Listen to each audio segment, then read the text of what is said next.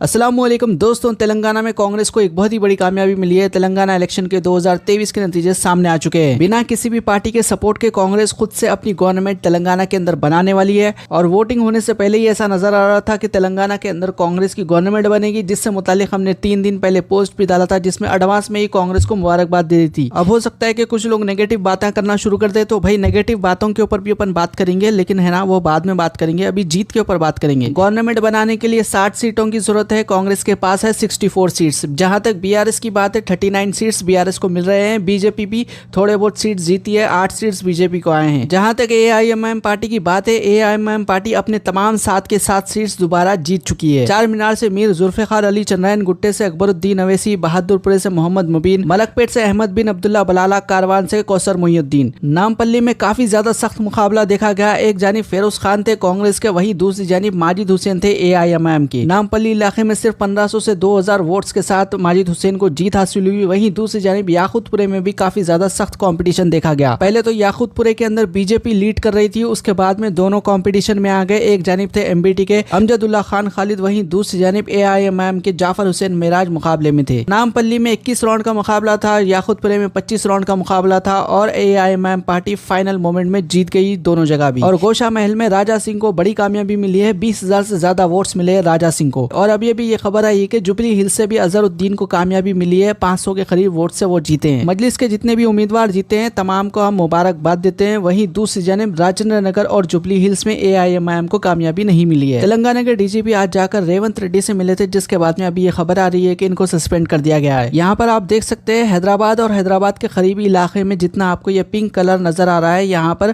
केसीआर की टीम जीती है, यानी कि बीआरएस पार्टी जीती है। और बाकी जो फिरोजा कलर आपको नजर आ रहा है उसमें कांग्रेस जीती है। वहीं दूसरी जानिब जो नॉर्थ का इलाका है वहां पर बीजेपी को कामयाबी मिली है। तेलंगाना के लिए जद्दोजहद करने वाले केसीआर की अब हुकूमत तेलंगाना के अंदर नहीं रही। 12% एक जना इनसे पूछ लिया था तो इन्होंने बोले थे कि जाओ तुम्हारे बाप को बोलो। इतनी मेहनत करने के बाद में फार्म हाउस के ऊपर ये मुश्किल से कुछ साल गुजारे थे।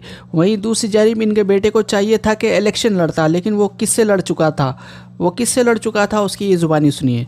अगर जरूरत पड़ा तो अल्लाह से भी लड़ेंगे, भगवान से भी लड़ेंगे, कोई फिक्र नहीं। मैं आज एक बात कह रहा हूं, डरेंगे तो किसी के बाप से नहीं, डरेंगे तो किसी के बाप से नहीं। चाहे वो राहुल गांधी हो, मोदी हो, लड़ जाएंगे, भिड़ जाएंगे, डरेंगे नहीं।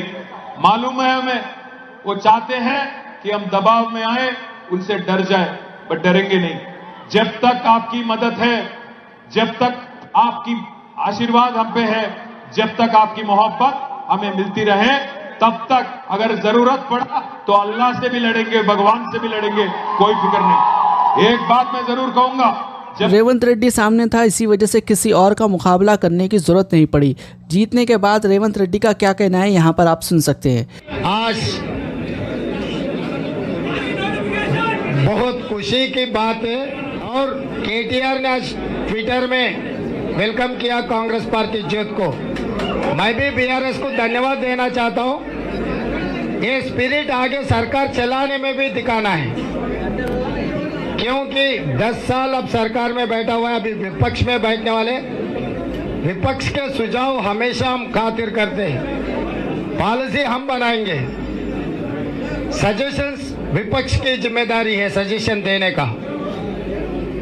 तो इसीलिए असेंबली हम चलाएंगे, विपक्ष का सुझाव लेंगे, अच्छा सरकार बना के गरीब लोगों को मदद करने के लिए हमेशा कांग्रेस पार्टी कोशिश करने वाले।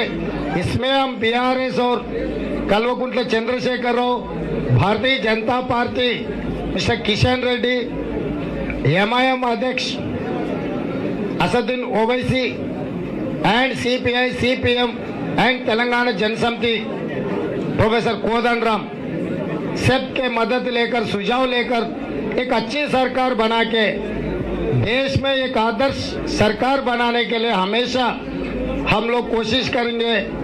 अच्छा काम के लिए हमेशा कांग्रेस पार्टी हाजिर रहेंगे। सोनिया जी, मल्लिकार्जुन जी नेतृत्व में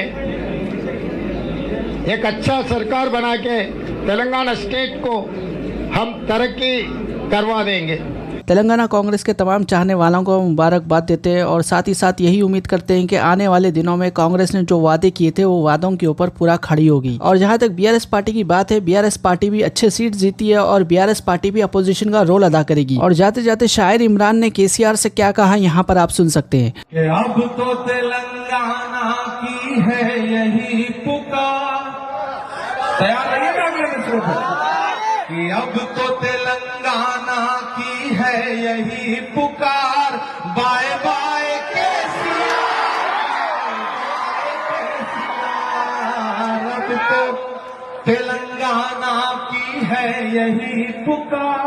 अभी भी मुझे लग रहा है थोड़ा सा और जिंदा दिली, पूरे देश में जाएगा ये संदेशा कि अब तो तेलंगाना की है यही पुकार, bye bye KCR, bye bye KCR, अब तो तेलंगाना की है यही पुकार, bye bye KCR, bye bye KCR, बंद करो झूठ का ये अपना कारोबार, bye bye KCR, bye bye KCR, लूट लिया तुमने ये पूरा तेलंगाना,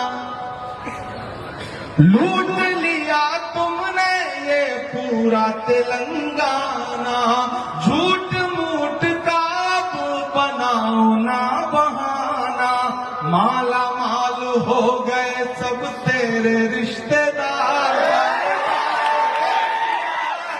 बाय बाय केसीआर, अब तो तेलंगाना की है यही पुकार, bye bye KCR, bye bye KCR, बंद करो झूठ का ये अपना कारोबार। आखिरी बंद पड़ता है इस नज्म का कि अब नहीं चल पाएगी मोदी जी से यारी,